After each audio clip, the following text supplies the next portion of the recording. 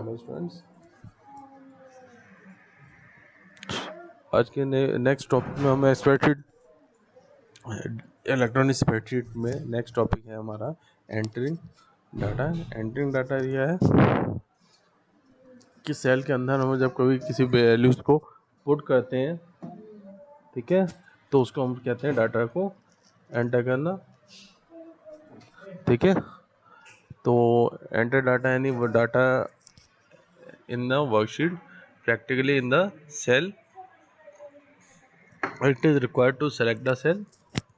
क्या रिक्वायर्ड है कि आपको पहले सेल को सिलेक्ट करना है, फिर माउस का पॉइंटर सेट करना है कि माउस का पॉइंटर कहाँ होना चाहिए। Data can be enter into the levels, values और फॉर्मूलाज।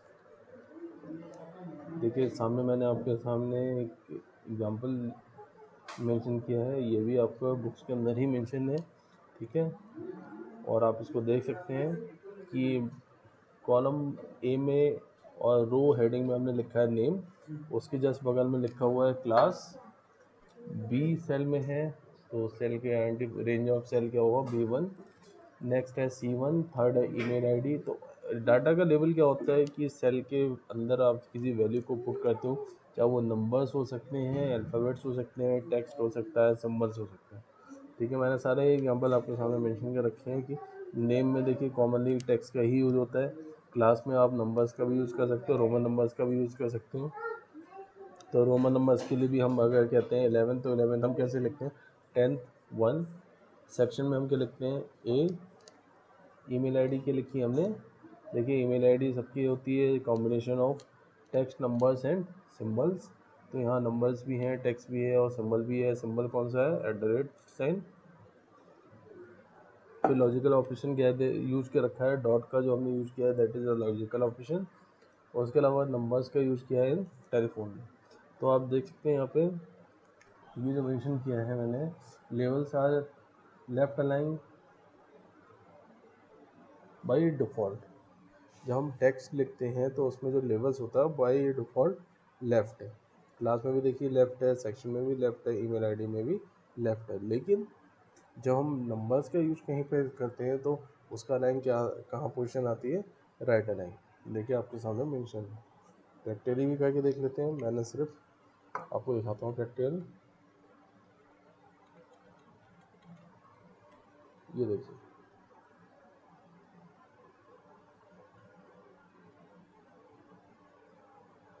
अगर मैं यहाँ पे लिखता हूँ सपोज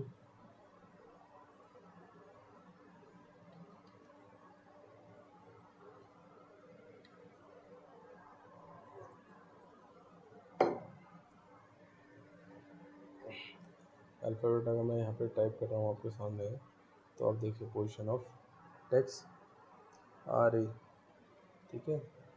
कहाँ पे पोजीशन अलाइनमेंट कहाँ है इसका, लेफ्ट। अब वही मैंने नंबर पुट किया 89580223, तो अब देखिए नंबर्स कहाँ दिखा रहा है, अलाइन कहाँ, किस अलाइन में, राइट साइड। ये देखिए आपको लग रहा होगा कि यहाँ पे देखिए राइट अलाइन में है, ये left align. The levels of the entry data, ठीक है। चलिए आगे बढ़ते हैं कि नेक्स्ट है आपका वैल्यूज़। वैल्यूज़ क्या होती हैं, the numerical data consisting of only numbers are called values. By default values are right align, by default right align होती है।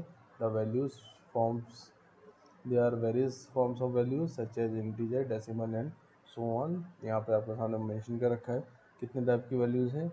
ये नंबर्स भी हो सकती हैं, इंटीजर्स भी हो सकती हैं, डेसिमल्स भी हो सकती हैं, प्लस का साइन भी यूज़ हो सकता है, ठीक है। नेक्स्ट है आपका formula, any expression that begins with an equals. जब हम फॉर्मूला का यूज़ करते हैं तो always use the equal sign, it is treated as a formula. In the cell expression, the equal to sign follow the value. Cell address and functions are called as formula. When a formula is entering in the cell in a worksheet, the value of the equation is displayed on the cell and the formula is shown on the formula bar. जब हम किसी formula को put करते हैं तो वो क्या होता है, सपोज आपने इक्वल टू साइन से कोई वैल्यू पुट करी, देखिए तो या सेल के अंदर आपको फॉर्मूला पुट होगा, सपोज मैंने यहाँ पे लिखा सम bracket A2 semicolon B2 bracket close, entering data. देखिए वैल्यू क्या आ रही है 0, क्योंकि A2 के अंदर कोई वैल्यू नहीं है और B2 के अंदर कोई वैल्यू नहीं है, लेकिन आप यहाँ पे डिस्प्ले करिए कि A4 में क्या डिस्प्ले हो रहा है 0, और यहाँ फॉर्मूला 1 में क्या डिस्प्ले हो रहा है सम, जो हमने फॉर्मूला लिखा था। ठीक है, द वैल्यू ऑफ फॉर्मूला। चलिए आगे बढ़ते हैं। नोट, इंपॉर्टेंट चीज़ है, नोट आपको ध्यान रखना है कि formula always the proceeding as a 0। आपके सामने ही मेंशन है कि आप फॉर्मूला को लिखते हैं तो नहीं होता है डाटा में, तो वो क्या शो होता है वैल्यू। देखिए जैसे मैं यहाँ पे लिखता हूँ, मैं एक क्वेश्चन ही करके दिखा देता हूँ। यहाँ पे सपोज मैंने यहाँ पे लिखी वैल्यू 5, यहाँ लिखी वैल्यू 4। अब मुझे यहाँ पे इसका मल्टीप्लिकेशन करना है, तो मैं क्या करूँगा इक्वल टू, सिंपल आप ऐसे भी लिख सकते हैं 5 एस्ट्रिक साइन 4, क्या वैल्यू आ गई 20। ठीक है, तो हमने क्या लिखा था फॉर्मूला इक्वल टू साइन, देखिएगा इक्वल टू 5 मल्टीप्लाई 4। ऐसे भी आप कर सकते हैं। Example by getting total of the values A1 and B1 into cell C1, वही हमने दूसरे सेल में पुट किया है। A1 B1 में हमने नहीं किया, हमने कहाँ पुट किया था A5 B5 के अंदर वैल्यू पुट की और उसका मल्टीप्लिकेशन कैसे किया इक्वल टू 5 इंटू 4। चलो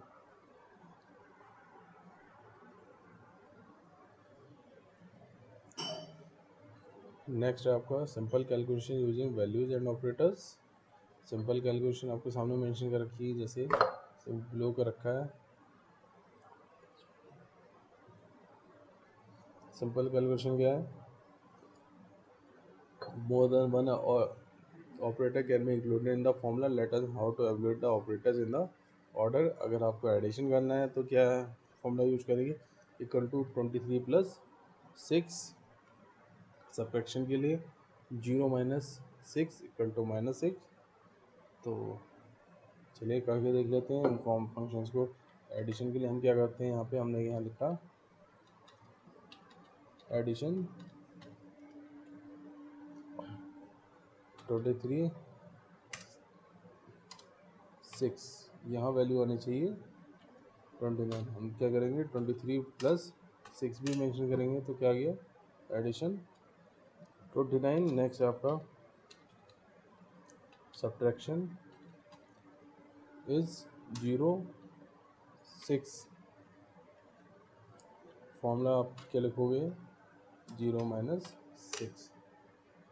ठीक है, मल्टीप्लिकेशन ऊपर मैंने आपको दिखाई दिया, divide 88 by 8 equal to 88 divided by 8, क्या वैल्यू आ गई 11। ठीक है, नेक्स्ट एक्सपोनेंशियल साइन। एक्सपोनेंशियल में क्या होता है, एक्सपोनेंशियल में क्या आएगा, देखिए स्पेलिंग मिस्टेक है, यहाँ पे आप स्पेलिंग भी चेक कर सकते हो। ठीक है, यहाँ पे क्या आएगा 2 5। एक्सपोनेंशियल साइन क्या होता है कि 2 का स्क्वायर 5 है, 2 के ऊपर जो वैल्यू आती है 5 है। कैसे आप लिखोगे equal to 2 exponential sign 5, enter करेंगे, क्या वैल्यू आ गई 32, मतलब 2 इंटू 5 टाइम्स। तो that is the formula using the simple calculation.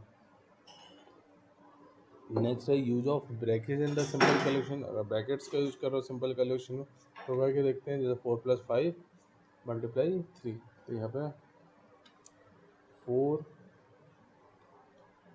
5 3, यहाँ करते हैं, देखिए इक्वल टू 4 प्लस 5 मल्टीप्लाई 3, क्या वैल्यू आ गई 19। अगर आप ब्रैकेट्स का यूज ऐसे ही करते हैं तो क्या हो जाएगा इक्वल टू